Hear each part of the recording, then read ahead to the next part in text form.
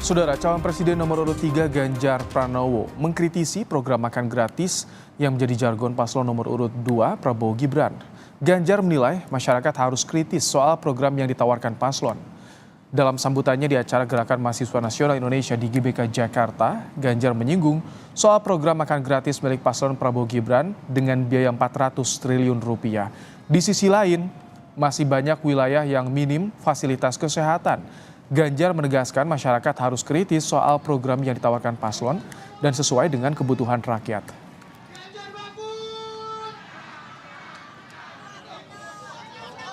Itu bagaimana cara membangunnya? Mereka akan membawa ke rumah sakitnya jauh. Kemana mereka harus lewat? Bukan jalannya rusak atau jelek, tidak ada jalan. Dan kemudian kita berpesta kurang ngomong tinggi-tinggi sekali.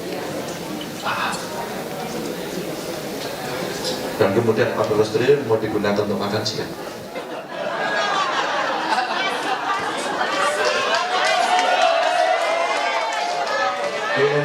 Alumni GMI adalah intelektual. Mari kita makin kritis pada soal jargon, pada soal program, pada soal gimmick. Karena di balik politik yang besar, debat yang ditonton, tepuk tangan yang sangat meriah, sebenarnya ada tanggung jawab moral kita untuk melakukan pendidikan politik kepada rakyat. Sebelumnya, calon wakil presiden nomor urut 2 Gibran Rakabuming Raka mengklaim program makan siang gratis merupakan infrastruktur sosial untuk menuju Indonesia Emas tahun 2045. Hal tersebut ia sampaikan saat debat Cawapres Pilpres 2024 pada Jumat 22 Desember lalu. Gibran menyatakan program makan siang gratis membutuhkan anggaran 400 triliun rupiah. Kita punya program makan siang gratis. Banyak yang nyinyir, tapi sekali lagi Pak, program makan siang gratis ini adalah investasi menuju Indonesia Emas. Program makan siang gratis 400T ini adalah stimulan untuk ibu-ibu, warteg-warteg, warung-warung, catering-catering yang ada di daerah. Bayangkan 400T mengucur ke daerah-daerah. Semua ibu-ibu ikut memasak makan siang untuk anak-anak kita. Itu Pak yang saya maksud dengan infrastruktur sosial. Program makan siang gratis, investasi ke depan untuk menuju Indonesia Emas. Terima kasih. Prabowo Gibran siapkan program makan siang gratis dengan anggaran 400 triliun rupiah. Kritikan pun datang dari Ganjar Pranowo. Saudara, untuk mengulasnya sudah bersama kami di Kompas Petang ada Sekretaris TKN Prabowo Gibran, Nusron Wahid, ada juru bicara TPN Ganjar Mahfud, Ciko Hakim, dan Direktur Eksekutif Indo Strategik Khairul Umam. Assalamualaikum, selamat sore Bapak-Bapak. Waalaikumsalam. Selamat sore. Waalaikumsalam warahmatullahi wabarakatuh. Baik, Pak Nusron, ada banyak kritik yang masuk soal program makan siang gratis yang digagas pasangan 02. Bisa digambarkan sebetulnya bagaimana nanti penganggaran program ini dan seperti apa sebetulnya nanti dijalankannya, realisasinya Pak Nusron? Harusnya saya menjawab kritikannya dulu, Mas. Boleh, silakan monggo. Silakan yang mengkritik dulu ya ngomong, Mas. Saya tak dengerin dulu. Oh baik, saya lempar ke Pak Ciko dulu. Bang Ciko, bagaimana Anda melihat? Sempat disinggung oleh Ganjar soal program makan siang gratis ini. Apa sebetulnya yang dipersoalkan oleh pasangan 03, Bang Ciko? Yang menjadi soal adalah masalah prioritas. Apakah itu yang menjadi prioritas kita sekarang? Karena kita bicara soal jaring pengaman sosial. Makan siang gratis itu kan termasuk dalam jaring pengaman sosial atau social safety net, di mana dianggap dibutuhkan oleh masyarakat kita secara umum, ya kan? Tetapi kan kita sudah punya program bansos yang menurut kami, kalau bicara soal gizi, kita bisa memasukkan unsur-unsur gizi ke dalam bansos yang sudah ada sekarang, agar lebih menambah unsur gizinya di sana. Itu kan tidak akan menambah pos-pos yang baru yang begitu banyak sih, hampir 450 triliun kalau tidak salah, itu yang disampaikan oleh Pak Hasim kalau nggak salah, saya pernah mendengar di salah satu event. Nah itu kita melihat, dan permasalahan kita ini kan bukan permasalahan orang nggak bisa masak, ya kan? Kalau orang nggak bisa masak, nggak mungkin kita kirim sembako selama ini ke masyarakat, kita kirim beras, kita kirim minyak goreng dan lain-lain. Nah, selain itu juga ada sasaran. Sasarannya saya juga pernah baca nih ya, sekitar 70 sekian juta untuk anak SD, SMP dan SMA, anak-anak sekolah. Nah, apakah itu bisa tersaring benar-benar anak-anak semua yang tidak mampu, apakah itu tidak akan menjadi mubazir ketika anak-anak yang mampu yang berada di sekolah-sekolah itu tidak berminat untuk memakan makanan siang gratis itu. Nah, ini juga jadi masalah tertentu. Nah, tentunya di luar itu memang ada untuk ibu hamil, dan saya baca juga untuk bayi. Ya. Tetapi apakah ukuran gizinya, apakah betul sudah diperhitungkan betul? Dan karena ini kan memerlukan kerja keras dan kerja besar. Tapi Soal anggaran bagaimana, Bang Ciko? Soal anggarannya juga itu dipertanyakan ya. Kita bicara soal 450 triliun, tapi tentu kan akan dijawab dengan nanti ada penghematan, ya kan, pemberantasan korupsi dan lain-lain. Ya, semua bisa diakal-akali lah dalam jawaban-jawaban. Tetapi kami bicara soal prioritas di mana. Buat kami itu tidak menjadi prioritas karena banyak hal yang menjadi prioritas. Ada puskesmas yang kami ingin membangun puskesmas kelas C di sekitar hampir 50.000 desa di seluruh Indonesia, dan anggarannya juga tidak akan sebesar itu. Kami juga ingin memberikan insentif bagi guru-guru ngaji di seluruh Indonesia dan guru-guru keagamaan lain, dan ini juga terkait dengan peningkatan kesejahteraan mereka yang artinya juga berimbas langsung pada peningkatan gizi anak-anak mereka. Kita langsung minta tanggapan Pak Nusron ya, Bang Ciko. Pak Nusron, ada tadi yang dipertanyakan prioritas, sasaran, dan juga anggaran. Bagaimana jawaban Anda soal ini, Pak Nusron? Ya, pertama-tama terima kasih atas kritikannya dari Mas Ganjar, dari Pak Mahfud. Orang boleh mengkritik bahkan nyinyir tentang program ini dengan berbagai alasan dan pertimbangan. Ada yang mengatakan alasannya tidak prioritas. Terserah, orang mengatakan apa itu haknya yang bersangkutan. Tetapi yang namanya program makan siang dan susu gratis ini, sekali lagi makan siang dan susu gratis, tidak hanya makan siang yang gratis, tapi ada susunya juga gratis. Ini bukan satu-satunya program prioritas. Ada 17 program prioritas yang sudah diumumkan oleh paslon Prabowo Gibran. Nah, kalau ada orang yang mengatakan tidak prioritas, itu hak mereka. Kami mengatakan itu adalah prioritas kami untuk memastikan pasokan gizi buat anak-anak Indonesia mendatang yang jumlahnya kita perkirakan totalnya mencapai 82,9 juta orang. Nah, soal anggarannya memang plus minus dihitung itu mencapai angka 400 triliun, tapi itu kan plus minus. Tinggal nanti dihitung dengan kalkulasi-kalkulasi yang pas ketika nanti penyusunan APBN mendatang.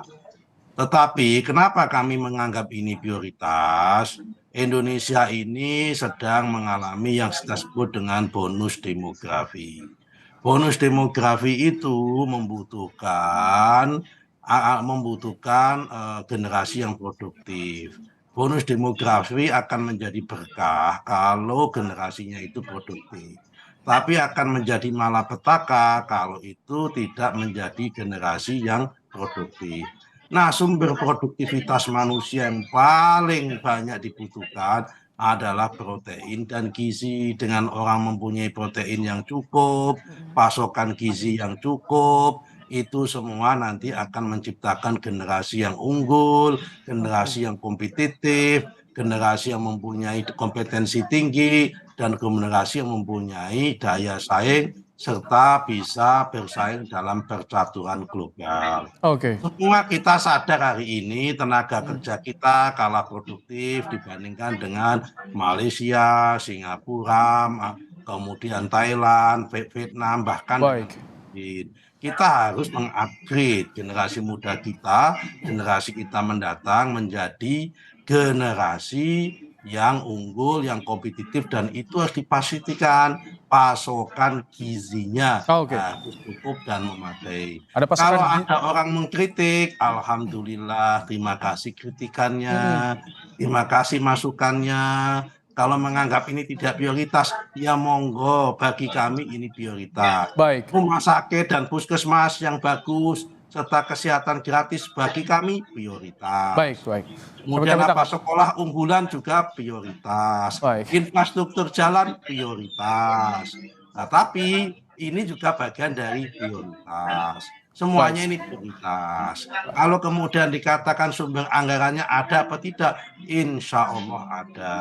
Kenapa kita yakin ada? Karena salah satu programnya Pak Jokowi yang akan dilanjutkan oleh Pak Prabowo Gibran adalah hilirisasi multisektoral.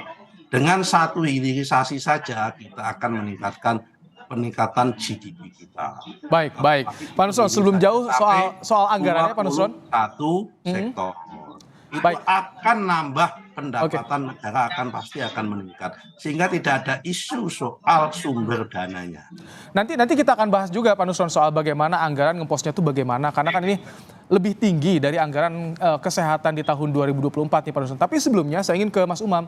Mas Umam, bagaimana dengan soal program jargon gratis-gratis? Karena 02 pakai juga, 03 pakai juga. Ini soal gratis-gratis ini apakah memang lebih bisa menarik pemilih atau bagaimana, Mas Umam? Ya, dari sisi kampanye memang sesuatu yang ditawarkan dengan brand gratis tentu akan memberikan sebuah tawaran yang jauh lebih menyentuh basis masyarakat dan juga basis pemilih masing-masing. Okay. Tetapi juga pada saat yang sama tentu tadi aspek prioritas itu harus dihitung betul. Karena bagaimanapun juga ketika kemudian menawarkan ini, apalagi tadi disebutkan oleh Gus Nusron, aspek pembiayaan itu sifatnya masih dalam agenda rencana kalkulasi, terutama dengan mengoptimalkan hilirisasi. Nah, maka dalam konteks elektoral, memang tawaran-tawaran seperti ini akan memberikan insentif elektoral cukup memadai. Karena bagaimanapun juga, yang menjadi concern masyarakat kita memang adalah terkait dengan konteks mahalnya bahan pokok, kemudian susahnya lapangan kerja, sesuatu yang berkaitan langsung dengan ekonomi kerakyatan.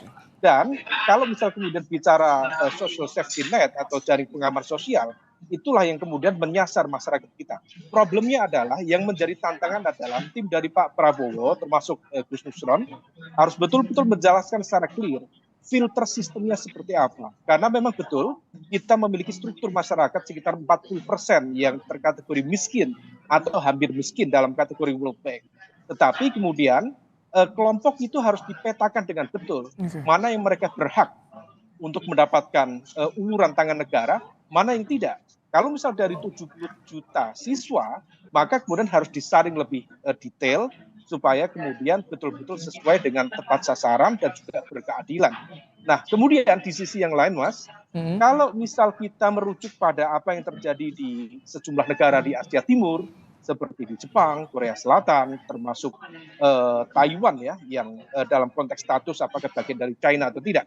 Tetapi ketika kemudian mereka melakukan lompatan transformasi ekonomi, memang aspek SDM itu menjadi concern utama. Okay. Tetapi kemudian penguatannya bukan hanya sekedar dalam konteks makan siang gratis atau memberikan insentif di dalam konteks gizi, tetapi betul-betul meletakkan pada penguatan basis pendidikan yang terintegrasi dengan dunia industri yang memang betul-betul nyambung sesuai dengan kebutuhan lapangan kerja yang ada. Baik. Nah, di level itulah kita berharap dari masing-masing tim sukses harus bisa mendetailkan, bukan hanya sekedar menunjukkan angka-angka populis atau tawaran-tawaran populis dalam konteks elektoral karena gratis dan sebagainya, tetapi didapat dari mana, caranya seperti apa, apalagi 400 triliun. Kalau misal kemudian dibelanjakan tentu sangat luar biasa. Tetapi di saat yang sama itu membuka celah bagi terjadinya potensi praktik-praktik penyalahgunaan di dalam konteks anti korupsi. Yang tentu tidak mudah untuk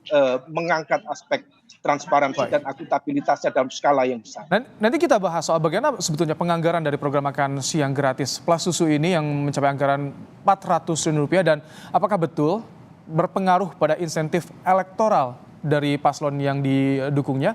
Kita akan bahas usai jeda, tetap bersama kami di program Kompas Petang.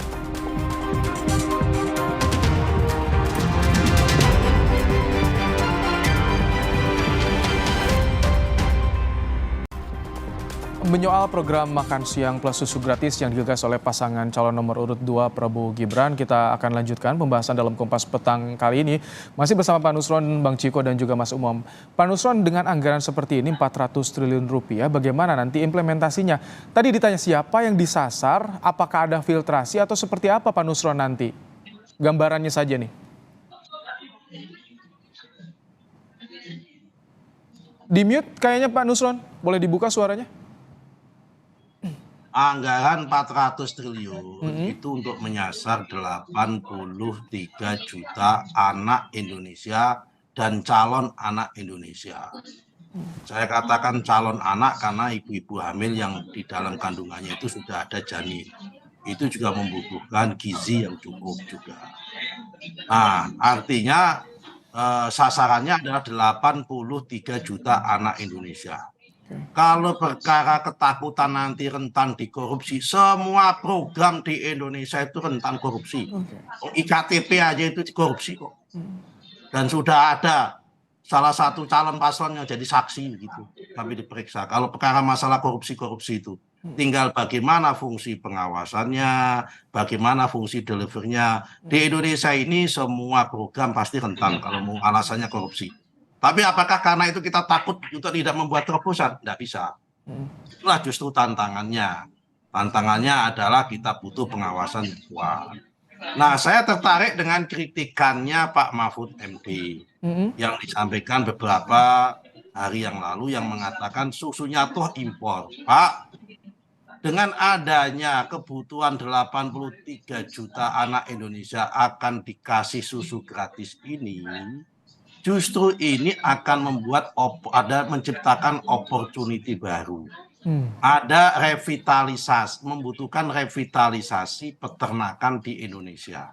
Dan ini membuat Indonesia tidak lagi tergantung terus-menerus dengan susu dari Australia, susu dari New Zealand, susu dari Jepang, dan sebagainya. Ada jaminan petani lokal ya, nanti peternak lokal ya Pak Nusron? Ekosistemnya akan kita utamakan adalah bagaimana kalau berasnya pasokan beras dari lokal. Kalau kemudian sayur mayurnya adalah sayur mayur dari lokal. Kalau kemudian susunya kita utamakan adalah susu dari peternak lokal. Kalau untuk sementara masih kurang, ya untuk kita sesuaikan. Kita genjot terus tentang revitalisasi industri peternakan kita, dan ini membutuhkan ekosistem baru. Bagaimana kita menciptakan inti plasma antara peternak-peternak lokal atau peternak-peternak yang kecil, kita kerjasamakan dengan industri-industri atau pabrikan-pabrikan susu. Dan sudah banyak yang sangat minat dan tertarik dengan konsep ini. Sekali lagi Mas, saya katakan, kalau ada paslon yang menganggap ini tidak prioritas, silahkan. Kami hormati. Kami mempunyai 17 program prioritas. Tidak hanya ini saja. Ya kan? Ini hanya salah satu program prioritas. Kalau dikatakan bagaimana mekanisme delivernya, mekanisme deliver sudah kita rancang bangun dengan cara kuat. Kalau ada yang khawatir tentang korupsi, ya silahkan orang khawatir sama korupsi. Itu hak dan itu memang sah-sah saja. Khawatir akan korupsi. Tapi insya Allah dengan makin baiknya governance, sistem pengawasan yang kuat, itu kita akan meminimalisir adanya praktek-praktek yang bias, praktek-praktek yang korupsi. Kenapa? Ada program di Indonesia yang tidak dikorupsi, tidak ada. Potensi korupsi selalu ada. Kalau soal masalah itu, PKH juga banyak dikorupsi. Bagi data-data juga BLT dikorupsi oleh kepala desa juga banyak. Kita minta tanggapan Bang Ciko ya, Pak Nusron. Bang Ciko, soal sasaran, soal sasaran disampaikan, penganggaran juga disampaikan, tadi strateginya bagaimana. Tani lokal, peternak lokal itu yang jadi prioritas, Bang Ciko. Bang Ciko juga di mute nampaknya. Dibuka dulu audionya Bang Ciko.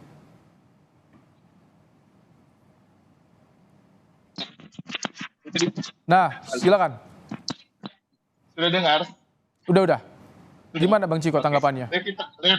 Revitalisasi peternakan itu kan tadi disampaikan oleh Pak Nusron, kan tidak harus menunggu makan siang gratis itu. Sebenarnya kan peternakan kita juga sekarang masih belum bisa mencukupi kebutuhan pangan di Indonesia. Karena kita bicara sapi, kita masih impor. Jadi itu kan hanya alasan yang ditimbulkan ketika menjawab kritikan dari Pak Mahfud. Itu aja. Nah, jadi artinya itu akan menambah, justru kembali lagi kita akan kembali impor dan lain-lain. Ini data dan faktanya jelas bahwa kita sekarang masih impor sapi, ya kan? Artinya sebenarnya tidak perlu menunggu itu pun sebenarnya seharusnya sudah ada revitalisasi peternakan di Indonesia dan mendahulukan lokal. Tapi pada prinsipnya kan ternyata sekarang kita masih impor semua. Artinya kebutuhan yang sekarang pun kita belum bisa. Itu aja. Yang kedua, kembali lagi ya, Pak Nusron juga tadi sudah mengatakan bottom line-nya adalah itu menjadi prioritas dari TKN Prabowo, Gibran, dan kami menganggapnya ini bukan prioritas ya, tapi kan itu memang ada perbedaan, dan disitulah the art of politics, the art of campaigning dan politik itu kan selalu emang harus ada perbedaan di antara kita. Tetapi kembali lagi, menurut kami memang tetap kami bersikukuh bahwa kalau kita mau menambahkan insentif gizi bagi anak-anak Indonesia, itu bisa dimasukkan ke dalam bansos-bansos yang sudah ada sekarang dengan pendataan yang lebih ketat lagi. Menawarkan sistem satu data dan tidak harus dimasak, karena tidak ada kita tidak mempunyai masalah dengan memasak di Indonesia ini. Yang tadi kita tetap ingin sampaikan bahwa tadi penyortiran dari soal anak-anak itu dari apakah semuanya berhak. Nah, ini kita bukan bicara soal korupsi aja, kita bicara soal mubazir. Kita juga harus tahu bahwa tidak semua orang akan mempunyai selera yang sama gitu di antara 80 juta anak Indonesia, sekitar 70 juta ya kalau dengan ibu hamil dan lain itu menjadi 83 kalau nggak salah ya Pak Nusron. Nah, jadi ini yang juga menjadi permasalahan. Pak Nusron, dengan jaring bantuan sosial saja tidak cukup itu Pak Nusron tadi disampaikan Bang Ciko. Apa Mas? Dengan jaring bantuan sosial saja tidak cukup untuk bisa mengatasi persoalan demografi ini. Mas, kalau dengan jaring pengaman sosial itu dinyatakan cukup, berarti saat ini Indonesia tidak ada isu tentang daya saing, tidak ada isu tentang stunting, tidak ada isu tentang... Mas Ibrahim. Gimana? Biar penjelasan gimana Bang Ciko? Gimana? Seperti apa? Aku potong sedikit. Tahan dulu Pak Nusron, biar jelas ya. Tidak ada isu tentang rendahnya produktif. Oke, tahan dulu Pak Nusron. Saya ingin mendengar jelas dari tanggapan dari Bang Ciko. Yang saya sampaikan tadi, Mas Ibrahim ini kurang menyampaikan ke Pak Nusron. Seperti apa? Silakan. Adalah untuk menambah, kalau mau menambah insentif gizi, ditambahkan ke dalam bansos yang ada. Masa seperti umpamanya kekurangan telur di dalam bansos yang sekarang, kita tambahkan telurnya gitu. Oke. Yang kurang ditambah seperti itu Bang Ciko ya? Betul. Oke. Kan? Jadi mohon maaf Mas ya, Pak Ciko ini belum paham. Jadi di Indonesia ini sudah ada 18 juta per hari ini rumah tangga yang mendapatkan BPNT, bantuan pangan non tunai. Salah satunya ada telur, ada daging selain beras. Itu sudah ada. Tapi ternyata sudah ada itu selama 10 tahun ini masih ada isu tentang stunting, masih ada isu tentang daya saing, masih ada isu tentang produktivitas tenaga kerja yang kita rendah. Kenapa? Karena memang anak-anak Indonesia itu problemnya kurang susu. Yang kedua adalah kalau tadi dikatakan justru dengan adanya program ini nanti permintaan susu di Indonesia akan tinggi. Karena ada permintaan susu di Indonesia akan tinggi, maka akan memicu pertumbuhan industri peternakan Indonesia akan tumbuh. Dan ini menjadikan ada opportunity baru. Sehingga ekosistemnya ini akan menciptakan pertumbuhan ekonomi rakyat. Kita tanggapi Bang Ciko ya. Silakan Bang Ciko. Singkat Bang Ciko. Yang kedua Pak Ibrahim, dengan kondisi makan siang yang bersama-sama ini di sekolah, Mas Susus bersama-sama di sekolah, akan menciptakan kohesivitas sosial Indonesia itu. Nilai solidaritas antar kawan, antar teman karena kita minta tanggapannya Bang Ciko ya. Tahan Pak Nusron, silakan. Bang Ciko gimana? Saya kembalikan ke Pak Nusron. Justru yang saya lihat TKN Prabowo dan Pak Nusron sebagai jubirnya sekarang hari ini yang kurang paham bahwa problem stunting itu kalau kita bicara sudah sekian puluh juta rakyat Indonesia mendapatkan insentif gizi dan lain-lain. Saya tadi bilang untuk ditambahkan lagi. Kalau memang kurang, dan ini masalahnya bukan masalah di gizinya artinya. Ini masalahnya yang tadi kembali lagi ada program prioritas yang ingin disampaikan Pak Ganjar dan Pak Mahfud. Tidak adanya 50.000 pusat kesehatan masyarakat di tingkat sampai ke desa-desa, sehingga tidak ada sosialisasi tentang gizi. Ketika ada permasalahan stunting tidak dapat dideteksi dengan dini dan lain-lain. Baik. Itu kenapa kami memprioritaskan soal puskesmas gitu. Dan bansos tetap jalan, bahkan kalau perlu ditambah untuk insentif gizinya, dan penambahan itu bisa diketahui apakah kurang atau tidak melalui nakes-nakes dan dokter-dokter yang ada di 49.000 hampir 50.000 pusat kesehatan masyarakat. Ada perbedaan gagasan, ada perbedaan program yang ditawarkan, masih soal gratis ini yang menjadi jargon para paslon. Mas Umam, bagaimana? Memang sejauh ini dampak elektoral bagi gratis ini cukup tinggi. Apakah ini memang dicari, ditunggu oleh pemilih? Dan bagaimana nanti pertanggungjawabannya kalau soal ini, Mas Umam? Ya, bagi kelompok masyarakat dengan kategori miskin dan hampir miskin, tentu program-program yang sifatnya transaksional bisa dilaksanakan langsung, diterima langsung, tentu itu akan menjadi sebuah insentif elektoral yang sangat memadai. Tetapi kan yang dibutuhkan oleh masyarakat secara umum, dan kita bicara tentang kebijakan publik dalam konteks yang panjang, itu bagaimana kemudian program-program itu memang membawa dampak langsung dalam konteks pembangunan yang memang betul-betul konstruktif ke depan. Misal tadi bicara tentang susu, yang disampaikan Pak Mahfud dalam konteks tertentu agak legitimate. Karena kalau misal kita mengungkap data dari Komisi 4 misalnya, ada sekitar 60% komoditas pangan kita itu yang berasal dari impor. Artinya ada beberapa segmen yang seharusnya kita bisa memproduksi sendiri, tapi dari konteks ini negara juga tidak memberikan pemberdayaan secara optimal dalam konteks beras, dalam konteks apalagi susu. Nah, oleh karena itu yang perlu dijelaskan secara konkret misalnya, siapapun ya, dari 03 mungkin menawarkan program tertentu, dari 02 menawarkan program tertentu, tetapi kemudian ekosistem dan juga supply chain dari produk-produk yang kemudian akan dibawa, itu kemudian harus dijelaskan secara detail. Kalau misal Mas Ciko menyampaikan tentang konteks pembangunan puskesmas, itu alat-alat kesehatannya disuplai dari mana? Sama, susu. Kita juga sama. Kalau misal bicara seperti itu, harusnya memang ekosistem itu sudah berdiri secara kokoh. Kalaupun misal tadi disampaikan oleh Mas Nusron, sifatnya nanti itu sesuatu yang kita berharap tidak absurd. Nah, oleh karena itu ini belum bicara detail. Kenapa?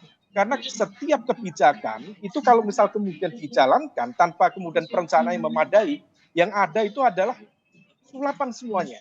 Kalau bicara sulapan, kita bicara transparansi, akuntabilitas, kemana-mana itu nanti. Ini yang perlu diantisipasi. Gitu. Baik, sedikit saja Pak Nusron ya, karena terbatas juga durasi kita. Mas Umam ini pengamat politik, nggak ngerti ekosistem ekonomi. Karena kalau ekosistem ekonomi nggak usah banyak komentar. Oke, cukup ya. Jadi dengan kenapa selama ini peternak kita itu tidak bagus? Karena selama ini konsumsi susu di Indonesia itu kurang banyak minat. Oke, baik. Pak Nusron, kalau tidak banyak Mas Umam, tentu di orang itu kalau tidak ada yang kami sudahi ya dialog ini karena durasi kita juga terbatas. Cenderungannya pasti nggak akan ada. Durasi kita terbatas, saya cukup sudahi dialog kali ini. Tentu kita akan tunggu nanti penjelasan dari para paslon ya. Di sini, adanya off taker di sini, maka pasti peternak itu akan kami tangkap karena ada off taker dari pemerintah. Kami tangkap Pak Nusron. Ini salah satunya. Kami tangkap. Ini durasi kita menarik, tapi dialog kita menarik, tapi durasi yang terbatas ya. Kita sudahi dulu. Nanti kita mendengarkan juga dari para paslon seperti apa. Kembali bagi pemilih yang memiliki haknya nanti yang akan menentukan pilihannya. Terima kasih Pak Nusron, Bang Ciko, Mas Umam telah bergabung dalam program Kompas Petang. Assalamualaikum.